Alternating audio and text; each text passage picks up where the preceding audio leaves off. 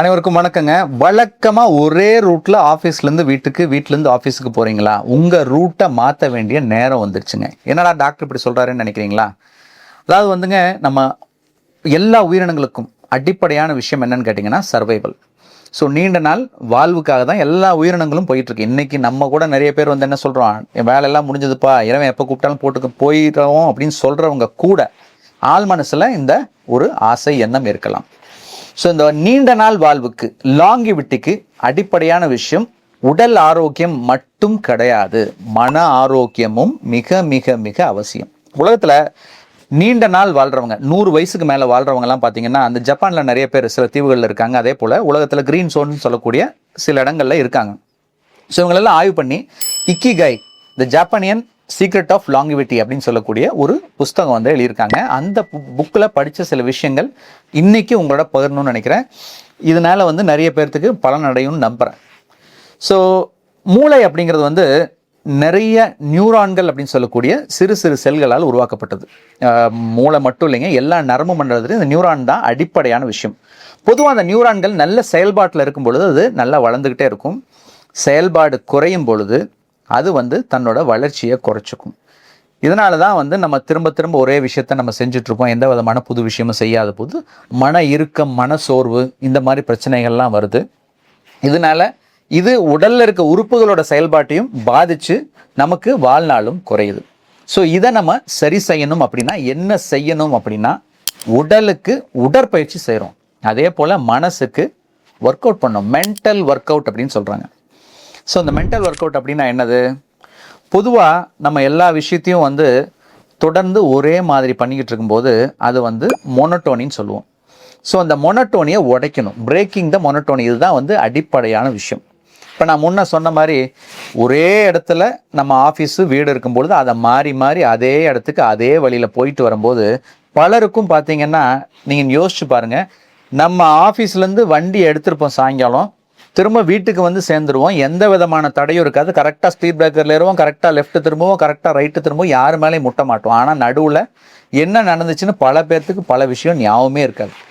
இதுக்கு பேர் auto pilot மோடுன்னு சொல்லுவோம். ஸோ ஒரு விஷயத்தை திரும்ப திரும்ப செய்யும் பொழுது நம்ம மனசு வந்து ஆட்டோ பைலட், மூளை வந்து ஆட்டோ பைலட் மோடில் போயிடும். ஓகேப்பா, இங்கே வண்டி எடுத்தால் அங்கே தான் போய் நிற்கணும்.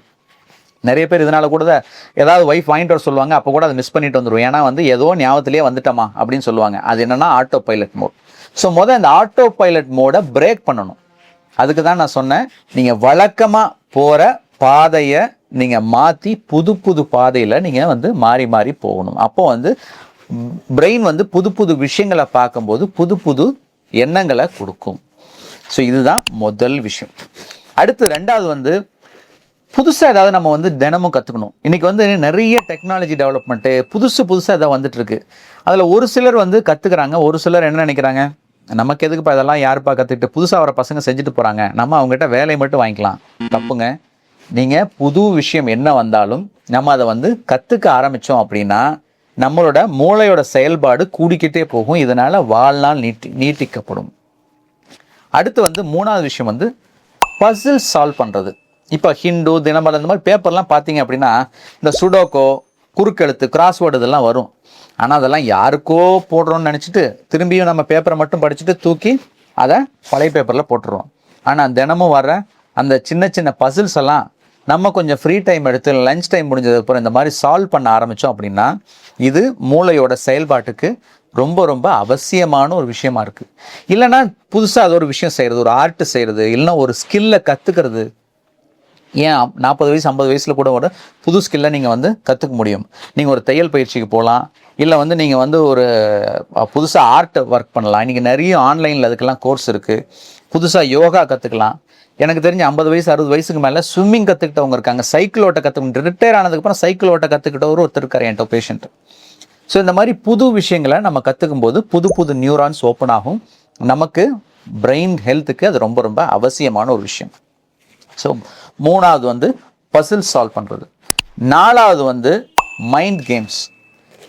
ஒன்றும் இல்லைங்க, நார்மலாக ஒரு பல்லாங்குழி விளையாடுறது, இல்லைன்னா வந்து நம்ம வந்து ஆடுபுலி ஆட்டம் ஆடுறது, இல்லைனா ஸ்னேக் அண்ட் லேடர் விளையாடுறது, இல்லை வந்து இந்த தாயம் உருட்டி நம்ம விளையாடுறது. இது எல்லாமே வந்து நம்மளோட மனசுக்கு அது ஒரு பயிற்சியாக இருக்கும், உங்களோட மூளைக்கு அது ஒரு பயிற்சியாக இருக்கும்.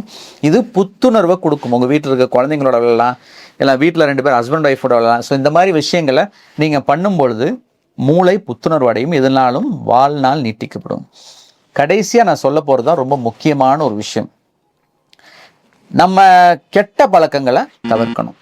அதாவது உடலுக்கு கெட்ட பழக்கம்னா வாக்கிங் போகாமல் இருக்கிறது, கண்டதெல்லாம் சாப்பிட்றது, ஸ்மோக் பண்ணுறது, ட்ரிங்க்ஸ் சாப்பிட்றது, இது எல்லாம் உடலுக்கு கெட்ட பழக்கம். மனசுக்கு என்ன கெட்ட பழக்கம்? நெகட்டிவ் எமோஷன்ஸ், பொறாமப்படுறது, கோவப்படுறது, ஒருத்தரை பற்றி இன்னொருத்தர்கிட்ட சொல்கிறது. ஸோ இது எல்லாம் என்னதுங்க? Negative emotions. இதெல்லாம் கெட்ட பழக்கங்கள்.